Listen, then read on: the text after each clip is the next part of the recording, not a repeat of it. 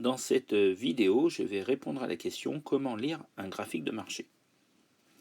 Alors, pour bien comprendre comment on lit un graphique de marché, il faut déjà distinguer deux axes. Donc on a un axe vertical sur lequel on va trouver les prix et un axe horizontal sur lequel on va trouver les quantités échangées. Pour que ce soit plus concret, je vais prendre un exemple. On va s'intéresser par exemple au marché des fraises. Je prends volontairement un exemple très simple et basique. Alors imaginons qu'il existe donc dans une ville donnée un marché des fraises.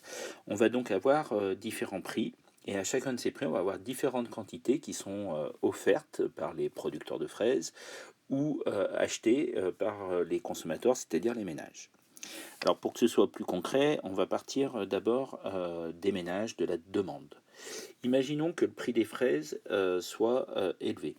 Imaginons par exemple qu'il est de 15 euros. Qu'est-ce qui va se passer à ce moment-là? 15 euros, si c'est le prix notamment d'un kilo de fraises, on est d'accord, c'est très cher. Donc très peu de gens vont vouloir en acheter.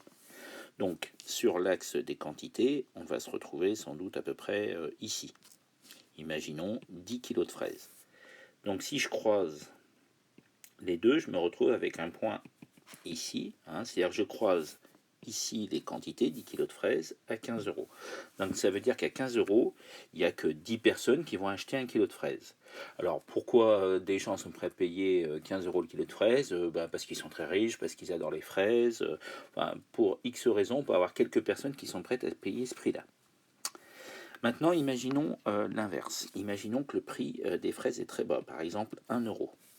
Si le prix des fraises est à 1 euro le kilo, d'accord, vu que le prix est très bas, beaucoup de gens vont vouloir en acheter. Donc on va plutôt situer ici.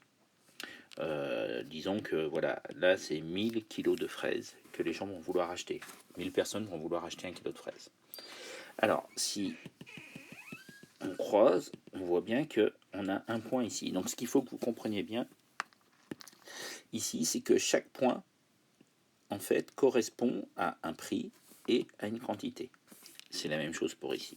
Donc là, par exemple, pour 1 euro, je vais jusqu'ici, je descends, il y a 1000 personnes qui sont prêtes, on a dit, à acheter. Inversement, à 15 euros, et que 10 personnes qui sont prêtes à payer 15 euros le kilo de fraises. Donc, on est d'accord, je me retrouve avec deux points. Les deux points qui sont signalés en rouge sur le graphique. Donc là, maintenant, je peux tracer une droite. Alors, on va dire que c'est une droite relative, mais et je peux considérer que c'est la droite de demande. Pourquoi? Parce qu'on voit bien, je répète encore une fois, quand le prix est bas, les quantités demandées vont être élevées. Beaucoup de gens veulent acheter. À l'inverse, quand le prix est élevé, peu de gens veulent acheter des fraises. Donc c'est relativement cohérent par rapport à votre expérience. Alors maintenant, on va se placer du côté de l'offre. Alors si on se place du côté de l'offre, on va partir par exemple que le prix est à 1 euro. À 1 euro, on peut se douter que peu de gens vont vouloir produire des fraises et les vendre. Pourquoi? Parce que ça risque d'être vraiment pas rentable.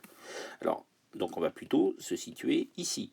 Alors, il y aura peut-être là aussi 10 kg de fraises proposées. Pourquoi? Parce que des gens avaient planté des fraises l'année d'avant, elles ont poussé, donc finalement ils vont les vendre, ou ils les avaient mises dans leur jardin sans s'en occuper, et il y a quelques kilos de fraises. Mais un gros producteur de fraises, à 1 euro le kilo, il ne va pas les produire parce qu'il risque de perdre de l'argent. Donc à 1 euro le kilo de fraises, on a donc à 1 euro, on a donc peu de kilos de fraises qui vont être proposés sur le marché. Maintenant, reprenons, comme tout à l'heure, le prix opposé. Imaginons que c'est 15 euros. Si on vendait les fraises 15 euros le kilo durablement, là c'est l'inverse. À 15 euros, on peut imaginer qu'on ait beaucoup de gens, plein de producteurs de fraises qui vont vouloir vendre des fraises. Pourquoi? Parce que produire un kilo de fraises, ça va peut-être leur coûter, je dis n'importe quoi, 2 euros ou 3 euros le kilo, voire moins, et ils vont pouvoir les vendre 15 euros. Donc ils vont faire un profit considérable. Donc beaucoup de gens vont vouloir produire des fraises. Donc là, mon deuxième point, il est donc ici, et il correspond bien donc à 15 euros. On a beaucoup de gens qui veulent vendre des fraises. Donc finalement, je me retrouve avec mes deux points. Donc là, à 1 euro, j'ai peu de de fraises qui vont être proposées par les vendeurs, alors qu'à 15 euros, j'en ai beaucoup. Donc là, je peux tracer ma droite d'offre. Donc ça, c'est important que vous ayez compris comment j'ai tracé ces courbes de demande et d'offre. Il faut bien comprendre que chaque point se lit comme le croisement d'un prix et d'une quantité. Donc là, c'est cohérent. À 15 euros le kilo, beaucoup de gens veulent vendre des fraises. On constate ici, au passage, que si le prix est de 15 euros, l'offre, ici, on va avoir donc une demande qui est là.